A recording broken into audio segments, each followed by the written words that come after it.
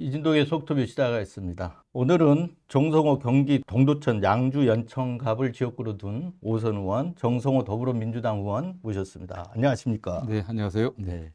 참 모시기가 힘들었습니다.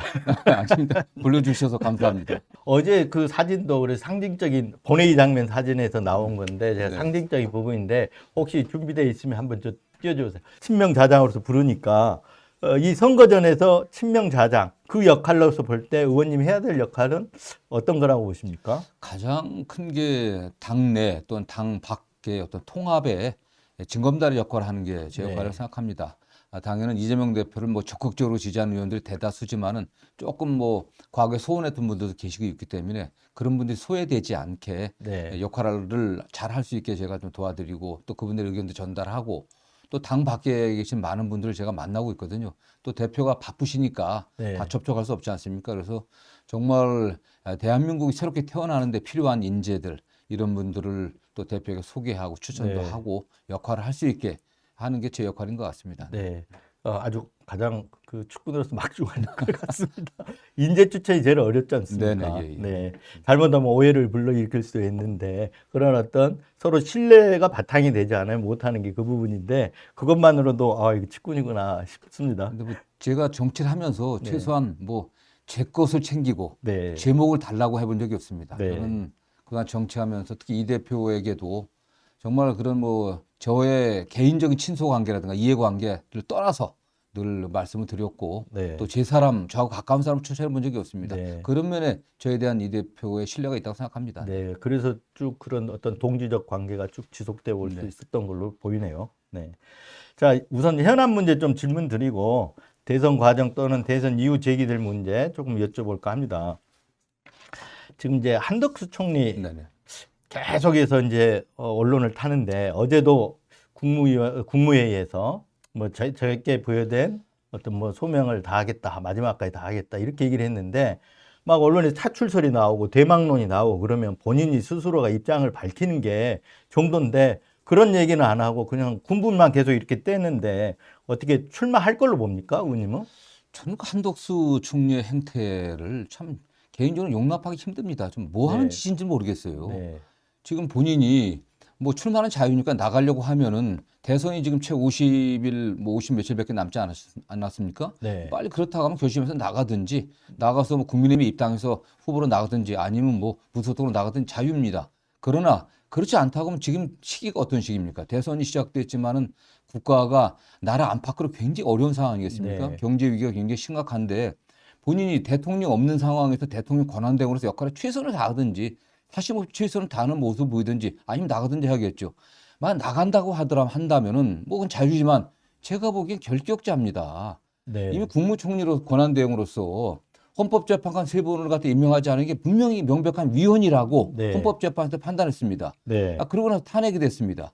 그러고 났는데 본인이 임명하지 않을 때는 대통령 권한대행의 그 권한은 소극적으로 네. 편상 유직으로 행사해야 된다 이렇게 얘기해놓고 대통령이 좀 탄핵돼 갖고 파면되고 나니까 대통령 몫의 그 헌법재판관을 또 지명을 네. 했어요. 네. 이거 아주 적극적 권한 행사입니다. 네, 맞습니다. 이게 공백이 있다고 얘기하는데 공백 2달도 안 됩니다. 대통령 권한 행사하고 있습니다. 네. 이거 위헌적 행태죠. 네. 저는 그렇기 때문에 이분이 그리고 또 트럼프 대통령과 전화한 걸 갖고 정치적으로 좀 이용하고 있지 않습니까? 네. 저는 용납할 수 없는 행태인데 네. 그러나 나가는 건 자유지만 정말 지금 위기 상황을 극복하는 이 상황에서의 총리 권한대행이라고 하면 빨리 거취를 네. 국민 앞에 이야기하고 네. 그게 따라 행동하는 게 최소한의 도리라고 생각합니다. 네. 그런 용납할 수 없는 아까 그런 행태를 보이는 거 왜 그런다고 생각합니까? 결국은 출마하고 연결돼 갖고 생각할 수밖에 없는 거 아닙니까? 출마 그렇죠. 네. 본인 왜 욕심 없겠습니까? 지금 국민의힘에 그야말로 이 국가를 이제 파국적인 상황으로까지 몰아오는 윤석열 대통령과 관계가 국민의힘에서 지금 단절이 안 되고 있지 않습니까? 네. 그리고 저는 그러다 보니까 본인도 욕심을 내는 거고 저는 또 중요한 거는 결국 윤석열 대통령과의 그 관계, 윤석열 대통령 지지 세력의 네. 어떤 지원을 얻을 수 있지 않겠나라는 네. 그런 추측을 좀 해보고요. 그와 관련해서는 일정 정도 네. 윤석열 대통령과 소통을 하고 있지 않겠나라는 그런 추측을 해봅니다. 의원님은 결국은 그러면 한덕수 총리가 출마하는 쪽으로 갈 거다 이렇게 보시는 거네요. 그분의 지금까지 공직생활 네. 행태를 보면은 기회주의적이기 때문에. 예, 그렇기 때문에 마지막까지 네. 이쪽 저쪽 눈치 보다가 네. 뭐 좀 더 유리한 쪽으로 후보가 될 가능성이 있다고 하면 뭐 글로 갈 것이고 그렇지 않다고 하면 결국 간만 보다가 말지 않겠나라는 생각을 합니다. 국민의힘에서 지금 나오는 게 이제 빅텐트론인데 어차피 국민의힘은 이제 후보 등록일이 오늘까지인가 되지 않습니까? 네네. 오늘 하는데 그러면 한덕수 총리는 빠져 있는데 나중에 이제 빅텐트론 해가지고 뭐 무소속으로 나간다든지 해서 같이 경선이 아니니까 뭐 여론조사를 한다든지 해가지고 한 명을 내세우는 그런 어떤 생각을 할 수도 있을 텐데 네. 마지막까지 그러면 이 간을 봤다가 유리한 쪽으로 선택을 할 거다. 네. 이렇게 보시는 거네요. 그렇게 추측을 하는데요. 네. 다만 국민의힘의 그런 뭐 빅텐트론이라든가 한덕수 총리 무소속 후에 어떤 단일화 이런 거는 국민의힘 스스로가 정권을 창출해낼 능력이나 네. 또 자질이 있는 후보가 없다고 하는 지금 그 일종의 어떤 뭐 불임정당이라고 하는 그런 걸 자인하는 거라고 네. 밖에 볼 수 없지 않겠습니까? 네. 그리고 국민의힘은 이번 조기 대선이 왜 해놨습니까? 국민의힘이 만들어낸 윤석열 대통령이 그야말로 불법 군사 쿠데타 일으켜 갖고서 헌법재판소에서 파면당했잖아요. 네. 후보를 내서도 안 되는 정당입니다. 네. 그러니까 아무런 비전이나 국가 위기를 극복하기 위한 어쨌든 전략이나 정책도 없이 또 후보가 내겠다고 하는 건 파렴치한 네. 행태죠. 네. 네. 국민 입장에서도 사실 용납되기 어려운 일들이거든요. 네. 네. 어쨌든 간에 이완규 법제처장 등 헌재 재판관 후보자 지명 권한 행사를 하지 않았습니까? 네네. 아까 위헌적이라고 이제 평가를 했는데, 근데 굳이 이렇게 한 이유도 결국은 어떤 대선 출마를 바라보고 한다. 내지는 윤석열과 내통하기 위해서 윤석열 지지를 받고 한다. 이런 얘기신데 결국은 출마하고 연결돼 있다고 보시는 거죠, 지금? 뭐 출마하고도 연계돼 있고 또 윤석열 대통령과도 좀 연계돼 있다고 생각합니다. 네. 어쨌든 지난 대선 결과가 최종적으로 어떻게 날지 모르겠습니다. 그러나 최종적으로 대선의 결과가 민주당의 승리로 나타난다고 하면은 그 헌법재판관 2명의 지명권은 민주당에 있는 거 아니겠습니까? 이걸 막기 위한 그렇죠. 거죠. 새 대통령이 갖는 예, 거죠. 그렇습니다. 네. 대통령이 지명하는 거니까. 네. 그런데 본인이 권한 대행으로서 위헌적인 지명권을 행사한 거는 결국 헌법재판소를 보수 우위로 만들어 갖고 네. 나중에 제기될 여러 가지 헌법적 문제에 대해서 대응하기 위해서 하는 네. 거고요. 또 결국 윤석열 대통령과 관련해서 여러 가지 또 헌법적 문제가 제기될 가능성이 또 있습니다. 네. 이런 거 관련해서 윤 대통령 보호하고 또 윤석열 대통령과 함께 가기 위한 그런 포석들을 윤석열 대통령과의 어떤 그런 면에서 어쨌든 뭐 교감을 갖고 하는 거겠죠. 네. 그래서 이제 민주당에서 나왔던 그게 내란 세력의 헌법 장악 시도다. 이런 그런 어떤 맥락에서 지금 파악하시는 거죠. 네네. 네. 지금 이제 그 헌재의 어떤 그 후보자들 2명에 대해서 효력정지 가처분 신청이 지금 돼 있지 않습니까? 네네네. 그 부분은 18일 이전에 문영배 소장과 이미선 재판관이 나가기 전에 나올 거다. 네. 그리고 얼마 남지 네, 않았는데 그렇습니다. 나온다 그러면 만약에 그 가처분이 인용된다면 뭐 한덕수 재탄핵이 들어갈 겁니까? 가처분이 인용된다고 하면 한덕수 그 권한 대행의 네. 헌법재판소 장악 네. 시도라든가 이런 것도 실패한 거 아니겠습니까? 뭐 실패해버린 거기 때문에 네. 그때 가서 뭐 그걸 사유로 다시 탄핵하는 거는 오히려 한덕수 권한 대행의 주가를 높이는 게 되지 않겠나 네. 그런 노력을 좀 해봅니다. 네. 참 그 부분에 이제 민주당의 고민이 좀 네. 있네요. 네. 네. 근데 만약에 인용되면 그렇다 치고 네. 인용이 안 되면 어떻습니까? 그때 또 대응 전략은 좀 달라져야 할 것 같은데. 네, 그렇습니다. 다만 저는 한덕수 대통령이 만약 대통령 후보로 나온다고 하면은 대통령이 어떻습니까? 국법 질서 수호에 가장 중대한 책임이 있는 분이거든요. 네. 말씀드린 것처럼 굉장히 위헌 행위를 지금 반복하고 있겠고 네. 또 이분이 대통령 선거 관리를 해야 되는데 과연 그걸 제대로 공정하게 할 수 있을는지 의심이 들 수밖에 없는 거 네. 아니겠습니까? 그래서 그런 고민들은 많이 있을 거라고 좀 봅니다. 네, 그렇겠죠. 아까도 말씀하셨지만 몸집을 키워준다는 이런 생각을 할 수도 있을 거고 네네. 또 하나는 지금 한덕수 총리의 행태가 거기에 대해서 이런 해석도 있지 않습니까? 그 사퇴를 하기 위해서 탄핵을 유도하는 거다. 네네. 이런 지금 해석도 나오고 있는데 네. 실제 그럴 수도 있는 거잖아요, 지금. 네, 그렇습니다. 만약 한덕수 총리가 그런 위헌 행위로 인해 갖고 원인이 돼서 네. 탄핵이 된다고 하면 탄핵 발의가 된다고 하면은 어쨌든 그 지금까지 윤석열 대통령을 지지해왔던 탄핵 반대 세력들 그분들의 지지를 또 받는 거 아니겠습니까? 그렇기 네. 때문에 그리고 명시적으로 윤석열 대통령이 그런 비슷한 의사를 표시할 것으로 보고 있고요. 그러면 국민의힘과의 어떤 단일화 과정에서 우위를 점할 수 있을 거라고 그런 계산도 할 수 있겠죠. 네. 네. 어제 이제 아까 오시기 전에 어제 가지고 이제 이 방송이 나중에 하니까요. 네네. 어제 14일이죠. 14일, 네. 14일 재판에서 첫 재판이 열렸는데 네. 여기에서 윤석열이 뭐 아무 일 없었다. 그 헌재 탄핵 심판대 주장처럼 뭐 평화적인 메시지를 전하기 위해서였다. 경고형했다, 호소형했다. 이런 주장들을 지금 계속 했단 말입니다. 그리고 퇴거하는 날은 뭐 새로운 국민과 함께 새로운 길을 가겠다.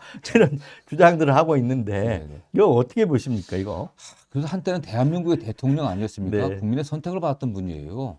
국가 운영을 책임졌던 그런 분이 최소한의 부끄러움이 없는 것 같습니다. 뭐 네. 후안무치하다 이런 정도가 아니라 철면피가 아닌가 네. 그런 생각을 했습니다.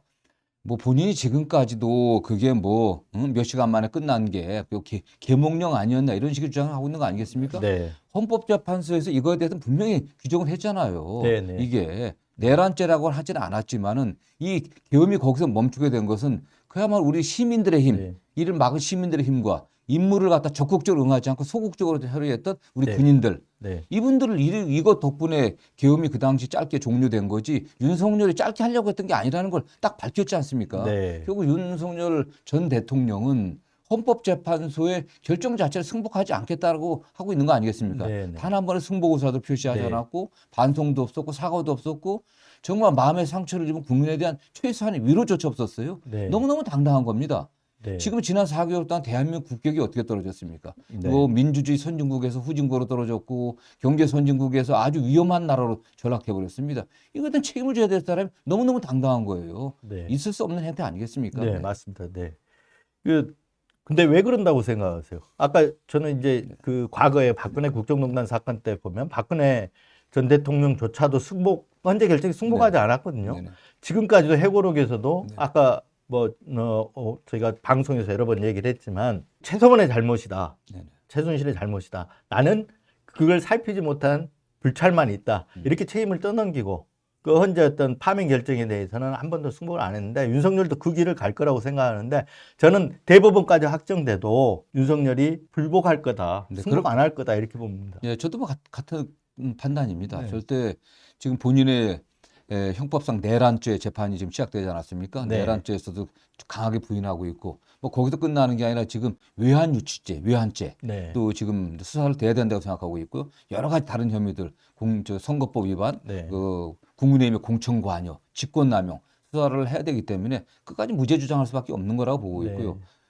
결국 이게 원인이 된 게 국민과 국가에 대한 역사적 범죄, 네. 반역사적 범죄에 대한 단죄가 제대로 이루어지지 못해서 그런 거 아니겠습니까? 네. 시간 끌다 보면 뭐 사면받지 않겠나. 그리고 또 그 지지 세력들을 또 끌고 가야 본인들이 정치적 영향력을 갖다 발휘하고 그런 게 네. 나중에 어쨌든 뭐 사면이나 이런 국면에서도 유리하지 않겠나. 이런 걸 좀 종합적으로 뭐 판단해서 그런 행태를 보이고 있고요. 저는 근본적으로 윤석열 대통령은 그런 역사 의식이라든가 국가에 대한 책임 의식이 네. 없었던 분 같습니다. 네. 거의 어떤 자기 어떤 사익으로만 똘똘 뭉쳐 네. 있는 사람이라고 봐야 될 것 네. 같아요. 14일 재판에서 보여준 행태 또한 네. 그랬던 것 같고 어떻게 보면 법정에서 증언을 하는 과정에 증인이 증언을 하는데 거기에 나와서 끼어드는 모습들 이거는 뭐 변호사시니까 네. 잘 알지만 일반 어떤 자범들이나 그렇게 하지. 그또 자범들은 또 판사가 되자면 또 못 하는데. 아니 저는 그 윤석열 대통령 내란죄 1차 재판을 네. 그 뉴스를 보면서 좀 황당했습니다. 저 재판장이 어떤 분인가? 네. 재판장이 좀 이상하다고 느꼈습니다. 물론 그분이 구속 취소까지 해주고 한 분 아니겠습니까? 네. 무슨 뭐 윤석열 대통령에 대해서 특별한 특혜를 좀 주고 있는데 이게 재판의 권위, 사법부에 대한 신뢰를 갖다 스스로 떨어뜨리고 있다고 봤고요. 네. 우리가 법정에서 저도 변호사 생활을 꽤 하다가 하고 했었고 국회의원 제가 92년부터 2015년도까지 변호사 할 때 겸직하면서 해왔었는데 법정에서 형사법정에서 피고인이 그렇게 장황하게 변호에 네. 있는데 떠들어대고 하는 게 용납되는 게 전 처음 봤습니다. 네. 93분을 떠들었습니다. 예, 네. 과거 전직 대통령도 재판할 때 그렇게 하지 않았습니다. 네. 짧게 묻는 말에 답변들 하시고 했는데 이분은 뭐 전혀 그런 게 없는 거예요, 본인이. 네. 이게 뭐 도대체 어떤 행태인지 전 이해하기 힘들었습니다. 근데 저는 좀 선회하자면 재판장을 선회하자면 보통 저도 이제 취재 과정에서 이렇게 재판을 이렇게 참관도 많이 하고 이렇게 했는데 그때 보면 피고인인데 잘해주는 사람이 잘해주는 재판장이 나중에는 유죄 때리고 형량을 더 무겁게 때리기는 하더라고요. 네네. 그래서 그러려고 하는 게 아닌가 이런 생각도 듣는데 이해할 수 없는 부분도 꽤 있어요. 저는 그 변명이라고 하는 게 피고인들은 늘 변명할 수밖에 없지 않습니까? 자기 네. 보호의 본능이 있는 거 아니겠어요?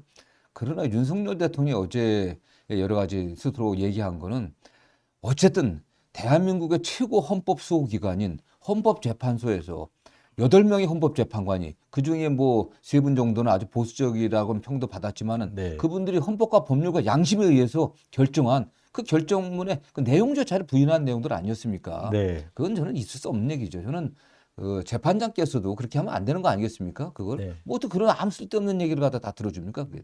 그렇죠. 네. 근데 앞으로 이제 첫 재판이니까 네. 앞으로 재판 진행되는 걸 좀 지켜봐야 되겠지만 아무래도 좀 장기화될 네네. 것으로 보이죠. 네. 네. 그 선거 얘기를 좀 넘어가 보겠습니다.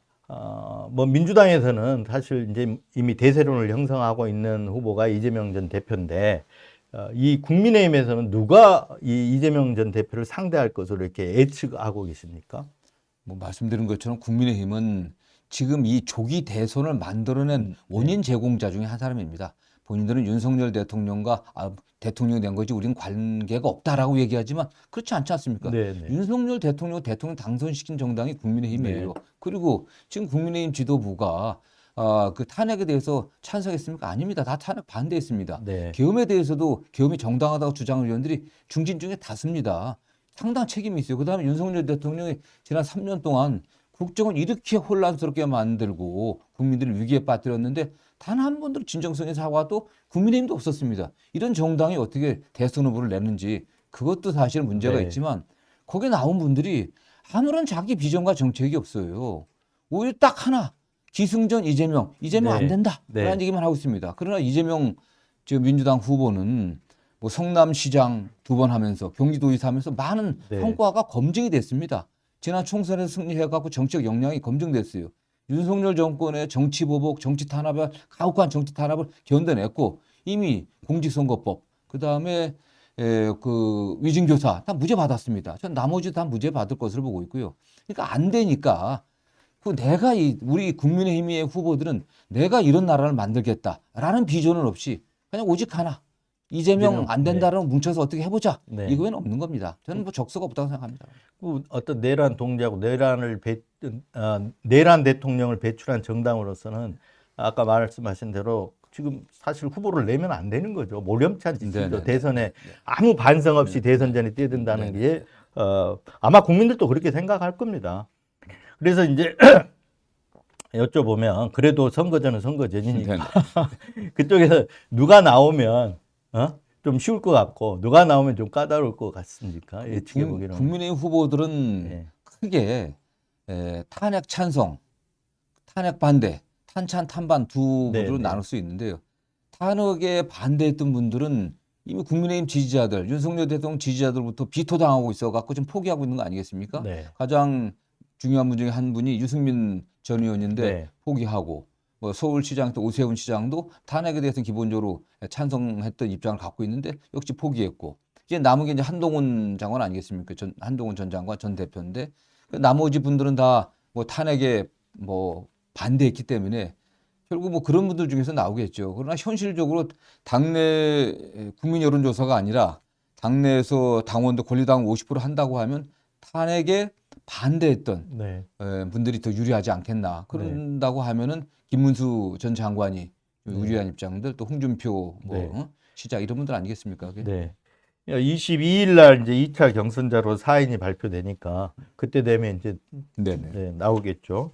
그리고 민주당보다 후보 선출은 더 늦더라고요. 네네. 네, 5월 3일. 그러니까 이게 최대한 뭔가를 나름대로 이벤트를 만든다고 자기들이 이렇게 좀 늦춰가는 것 같은데 5월 4일이 이제 공직 사퇴 시한인데 바로 직전까지 지금 전날 후보를 선출하는 것 같습니다. 민주당보다는 한 일주일 정도 차이가 있죠. 더 뒤에죠. 그렇습니다. 민주당은 4월 27일 확정하는 네네. 걸로 돼 있습니다. 네.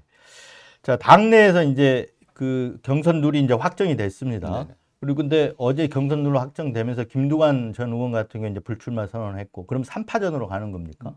현재까지는 그렇습니다. 네. 현재까지는 뭐 김경수 전 경남지사, 김동연 뭐 경기도지사인데 뭐 김두관 전 의원 같은 분에 대해서는 좀 아쉬움이 있습니다. 그래도 입지전적인 분 아니시겠습니까? 네. 그 동네 이장부터 시작해갖고서 군수, 도지사, 장관, 네. 국회의원 다 했은 분이신데, 그리고 영남에 몇 안 되는 또 민주당이 배출한 또 지도자인데 좀 그래도 영남의 목소리를 내면서 당의 혁신과 개혁을 좀 또 통합을 만들어내는 데 역할을 하길 기대했습니다. 그러나 그분이 어쨌든 뭐 경선 룰을 정하는 과정이나 룰에 대해서 좀 뭐 불만족스럽다고 말씀하셨는데요. 근데 지금 뭐 과거 노무현 문재인 대통령 때 비교하는데 그 당시하고 지금 정치적 상황이나 당내 상황이 많이 달라졌거든요. 네. 그 당시는 뭐 권리당원들이 한 뭐 10만 명 내외밖에 안 됐고, 근데 지금 권리당원이 120만에 육박하고 있기 때문에 네. 이런 측면도 있고요. 그다음 룰을 바꿔서 국민 경선으로 했을 때는 일주일도 안 되는 시간에 그 100만, 200만이 되는 권리 선거인단을 모집할 수가 없습니다. 네. 그 권리당원 같은 경우는 당비도 내고 집회에도 참여하고 선거운동도 해주시고 이런 적극적인 참여자분들인데 이분들에게 다시 선거인단 가입하라고 하면 불만들이 굉장히 많거든요. 네. 민주당이 나라의 주인은 국민이고 당의 주인은 권리당원들이다, 당원들이라고 했는데 그분들에게 최소한의 공직선거권조차도 주질 않고 일반 국민과 동일하게 한다고 하는 것은 좀 문제가 있다고 좀 생각하거든요. 근데 가장 결정적인 거는 물리적 시간 자체가 안 네. 됩니다. 예. 지금 순회 경선이 지금 들어가 27일까지 끝내야 되잖아요. 순회 그렇습니다. 경선은 예, 예. 내일부터 들어가나요? 순회 경선이? 그렇죠. 네, 네. 예, 내일부터 해서 그렇습니다. 27일까지 네. 마지막으로 네. 들어가서 국민선거인단 이제 투표 결과하고 함께해서 후보 발표하는 거죠. 네, 그렇습니다. 그러니까 27일이니까 지금 오늘 불과 얼마 남지 않은 거네요. 그렇습니다. 지금. 그렇기 때문에 그런 정도 규모의 선거인단을 모집하기가 불가능하거든요. 물리적으로 불가능하기 때문에 네. 이게 정상적인 대선이 아니지 않습니까? 1년에 걸쳐서 해야 될 걸 지금 2달 안에 끝내야 되는 거기 때문에 그런 점들을 좀 이해를 해주시고 네. 조금 뭐 본인 마음에 안 들더라도 당의 통합과 대선 승리를 위해서 함께 하기를 좀 기대합니다. 네.